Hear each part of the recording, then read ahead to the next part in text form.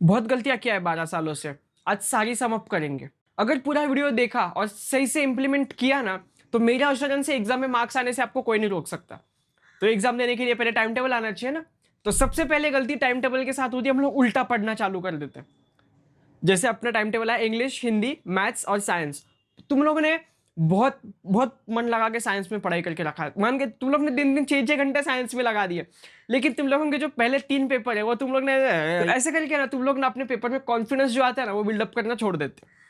तो अगर तुम्हारा पहला पेपर अच्छा जाएगा तो इसका बहुत हाई प्रोबेबिलिटी है कि तुम लोगों का आगे पढ़ने का मोटिवेशन आएगा अपने आप अंदर से कि यार पढ़ने का पहला पेपर मस्त गया था। तो सबसे पहला गलती वो आता है टाइम टेबल के साथ कि हम लोग उल्टा पढ़ना चालू कर देते हैं। ऐसा नहीं करने का। सबसे पहला जो पेपर है उसका इतना मस्त पढ़ो ना तुम लोग कि ऐसा मजा आ जाना चाहिए कि वो पेपर लिख के आने के बाद ना घर पे ऐसा लगना चाहिए कि यार क्या पेपर लिखा है मैंने आज। ऐसे बोल कभी लिखा नहीं। तो पहला पेपर मस्त जाना चाहिए कुछ भी हालत में। पहला पेपर मस्त जाने के लिए आंसर पेपर में याद भी आने चाहिए। मेरे साथ बहुत होता था। तो आंसर याद आने के लिए ना सेकंड चीज है सबसे ज्यादा इंपॉर्टेंट, वो है रिविजन्स। देखो रिवीजन में मेरे को एक बात ऐड करने का, रिवीजन मतलब तुम लोगों से ज्यादा बार पढ़ना होता है एक चीज को। रिवीजन के टाइम पे अगर पेपर को तुम्हारे एक वीक बाकी है तो एक वीक में तुम किसी भी नए आंसर को हाथ नहीं लगाओगे, कोई भी नए टॉपिक को हाथ नहीं लगाओगे।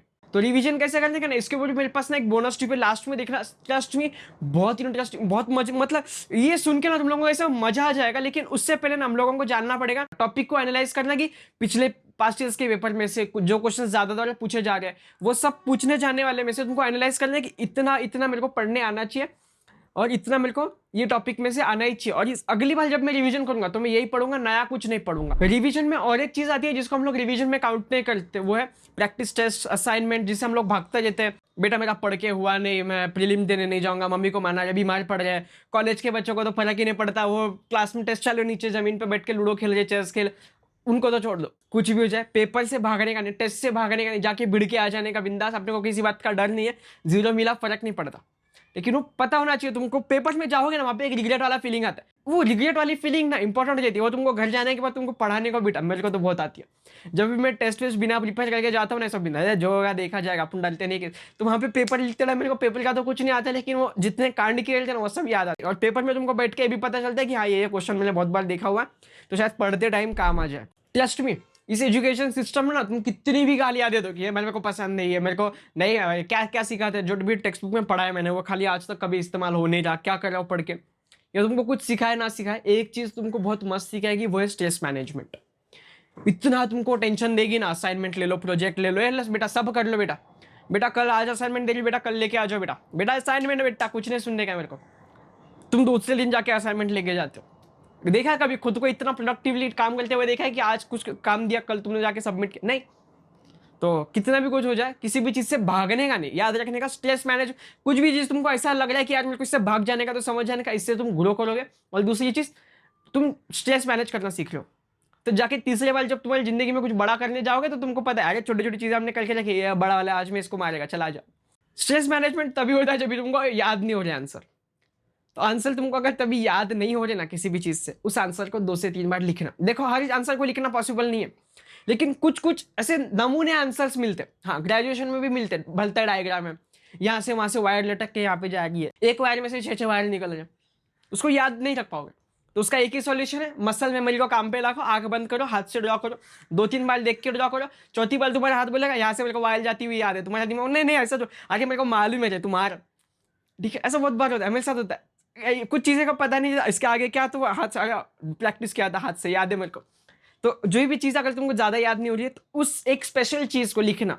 हर एक चीज को लिखने बैठोगे ना तुम्हारा पूरा बुक भर जाएगा, तुमको टाइम वेस्ट होएगा। वो हर एक चीज को मत लिखना, कुछ कुछ एक स्पेशल चीजें होगी, कुछ एक डायग्राम्स होंगे, कुछ आंसर्स होंगे, उन स्पेशल चीज को तुम लिख के रखना या फिर लिख के प्रैक्टिस करना। और एक चीज गलती करते हो मैंने देखा है, वो है कि घर पे आके तुम क्वेश्चन पेपर देखते हो, डाइजेस्ट वाइजेस्ट खोल के बैठते हो और मार्क्स कैलकुलेट करते हो अप्रोक्सीमेटली कितने मिलने वाले हैं।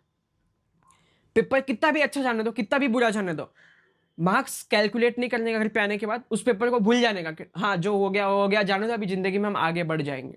ये सब टिप्स इस्तेमाल करके मस्त तुमने कॉन्फिडेंस बिल्ड किया, तुमने सही से रिवीजन मारे, रिवीजन के टाइम पे किसी भी नई चीज को हाथ नहीं लगा, जितना किया उतना यस बहुत किया मैंने।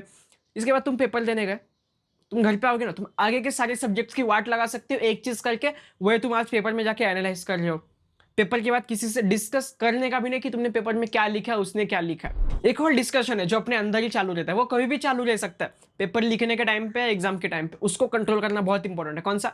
वो एक होता है ना कि यार बस एक बार ये एग्जाम खत्म हो जाए, मैं पैसे कमाना चालू कर दूंगा, बस एक बार ये बोर्ड की एग्जाम हो जाए बेटा, मैं ऐसा घूमने जाऊंगा, वर्ल्ड टूर पे निकल जाऊंगा फैमिली के साथ। उस एक फीलिंग को कंट्रोल करना बहुत मुश्किल होता है। तुम लोग इतने सपनों की दुनिया में खो जाते हैं हम लोग। तुम अकेले नहीं हो इसमें, सब ये इमेजिन कर लियो, और इस इमेजिनेशन की वजह से ना हम लोग ना बहुत सारे एग्जाम से भाग भी जाते हैं। एग्जाम के बाद वाले जो आइडियाज होते हैं ना, उसके बारे में हम लोग बहुत खुश होते रहते हैं। लास्ट में कमेंट सेक्शन में बताना तुम लोग कितने खुश होते रहते हो। जितना ज्यादा हो सके उसने इस चीज को कंट्रोल करना कि यार हाँ ठीक है, बोर्ड का जो भी होगा मैं बोर्ड एग्जाम होने के बाद देखूंगा। इस चीज को कंट्रोल करने के साथ ही हम लोग आते हैं वाली बोनस वाली टिप पे कि यार मतलब इससे ना तुम लोगों के सारे मार्क्स बढ़ जाएंगे, लेकिन सही से किया तो। इसका डायरेक्ट रिलेशन जो है वो रिवीजन के साथ है और कॉन्फिडेंस के साथ है। ये तुम लोग पढ़ रहे हो और तुम लोग रात को सोने से पहले तुम लोग उसको याद कर लो, ये सबसे मुश्किल काम है। ट्रस्ट मी, ये बहुत मुश्किल है। तुमको उस टाइम पे नींद आएगी, तुम्हारा ब्रेन तुमको बोले अरे चुप ना, क्या टाइम पास कर रहा है, सोने देना मेरे को। तुमको जिंदगी भर की नींद आएगी उस टाइम पे, लेकिन तुमको जिंदा रहना है। जिंदा रहना क्या होता है? जागा रहना है, और तुमको वो याद करने का। फॉर एग्जाम्पल, तुमने आज 2 टॉपिक्स पढ़े, 2 यूनिट कवर किए कोई भी चैप्टर्स के। 2 यूनिट में ना तुमने क्या पढ़ा ये तुमको पता होना चाहिए। क्या क्वेश्चन था, क्वेश्चन बहुत ज्यादा इंपॉर्टेंट है उसमें। नहीं तो तुम आंसर याद कर लेते हो, तुमको पता नहीं क्वेश्चन क्या था। अब बाद में तुम क्वेश्चन याद करो, अरे मैंने आंसर पढ़े थे 6, उसमें से 4 के तो मुझको क्वेश्चन याद नहीं, लेकिन आंसर याद है मेरे को। ये लिखू कहाँ पे, इसका क्वेश्चन क्या था? अगर वो क्वेश्चन एग्जाम में आया तो तुम उसको किस तरह से लिखने वाले हो ये भी तुमको इमेजिन करना है। मैं लिखने नहीं बोल रहा हूँ, ऐसे ही तुम बेड पे लेटे और तुमको बस खाली सोचना है कि आज मैंने पढ़ा था फोटोसिंथेसिस। तो फोटोसिंथेसिस क्या होता है? फोटोसिंथेसिस का ऐसा कुछ ट्रांसलेशन इंग्लिश में रहेगा। सबसे पहले वो चिपकाऊंगा, फिर वो चिपकाने के बाद मैं एक डायग्राम बनाऊंगा साइड में, कार्बन डाइऑक्साइड प्लांट की झाड़ वाला। फिर मैं उसके बाद में उसके बाद मैं थोड़ा फेंकना चालू करूँगा कि उसको लाइट चाहिए। फिर लाइट मतलब सनलाइट ही चाहिए। फिर झाड़ में क्लोरीन रहता है, और क्या रहता है फोटोसिंथेसिस में, और रहता है। ऐसा तुमको याद करना है, लिटरली तुमको याद करना है। आधी से ज़्यादा चीज़ें ना तुमको पता चल जाएगा, तुमने पढ़ा था तुमको याद नहीं आ रही। आंसर का एक रिप्रेजेंटेशन जो तुमने पढ़ा था तुमको याद नहीं आ रहा। ऐसी सारी चीज़ें जो तुमको याद नहीं आएगी ना, वो तुमको याद रखना है। कल सुबह उठने के बाद तुरंत बुक खोल के देखना है कि जो रात को चीज़ें याद नहीं आ रही थी वो कौन सी थी, और फिर उसको नहाते टाइम पे याद करने का कि हाँ कल रात को चीज़ें ये याद नहीं आ रही थी, अब ये याद आ रही है। और बस 2 क्विक छोटे छोटे कि बुक पे हम लोग ऐसा हाथ रख के आंसर बड़बड़ाते ना कि बुक पे हाथ रख के आंसर याद नहीं करने का। बोला याद कैसे करने का? पढ़ने का, हाँ ठीक है मेरे को याद आ गया, चलो नेक्स्ट क्वेश्चन पे। रात को सोने से पहले याद करने की कोशिश करने का कि क्या था, ऐसे याद करने का। और तुमको जो भी याद करना है ना, प्लीज़ प्रिंट करके याद करना। ये कॉलेज वाले बच्चों के लिए मैं स्पेशली बोल रहा हूँ कि हम लोगों को ना सारे नोट्स मोबाइल में रहते हैं। मेरे सारे नोट्स ड्राइव पे अपलोडेड है, तो तुम लोग उसको प्रिंट करके पढ़ सकते हो। क्यों? क्योंकि तुम ड्राइव के पीडीएफ से यूट्यूब पे कुछ सर्च करने गए तो तुम उससे कब एंटरटेनमेंट के वीडियो पे शिफ्ट हो गए तुमको पता ही नहीं चलेगा। तो प्रिंट करके पढ़ना जितना हो सके उतना, डिस्ट्रैक्शंस कम होती हैं। और एक चीज़ जो ज़्यादा ऑडियंस के लिए नहीं है, इसलिए मैंने इसको लास्ट में रखा है, वो है कि तुम्हारी सारी वीकनेसेस को ना इसमें प्लस पॉइंट बनाना। तुमको किसी भी प्रकार की लर्निंग डिसेबिलिटी हो सकती है। ईजी वे क्या है पता है? बाकी लोगों को आंसर सही लिखना, आंसर्स के स्पेलिंग पे ध्यान देना, आंसर के फॉर्मेट पे ध्यान देना, तभी तुमको 5 मार्क मिलेंगे। तुमने आंसर लिखा और उसको तुम्हारे अंदर मेन पॉइंट्स इंक्लूडेड है तो तुमको मार्क्स मिल जाए। ये तुमको गवर्नमेंट ने दी जाने वाली फैसिलिटीज़ है, इनको इस्तेमाल करो। इतना ही था इस वाले वीडियो के लिए। मिलता हूँ अगले वाले वीडियो में। उम्मीद है स्टडी मिस्टेक्स के तुमको याद आएगा। इसमें से जो भी इंपॉर्टेंट, जो इसके लिए मैंने वीडियो बनाना सबसे ज़्यादा इंपॉर्टेंट समझा था, वो ये था कि सोते समय तुमको याद करना है, और ये तुम्हारी ज़िंदगी बदल के रख देगा।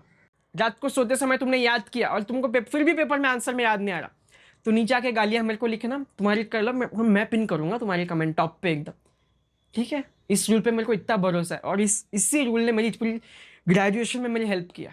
बस यही था, ये सारी स्टडी मिस्टेक। बस इन चीज़ों को सही से करोगे ना, तुम्हारे 40 to 50% मार्क्स का हाइक होएगा मिनिमम।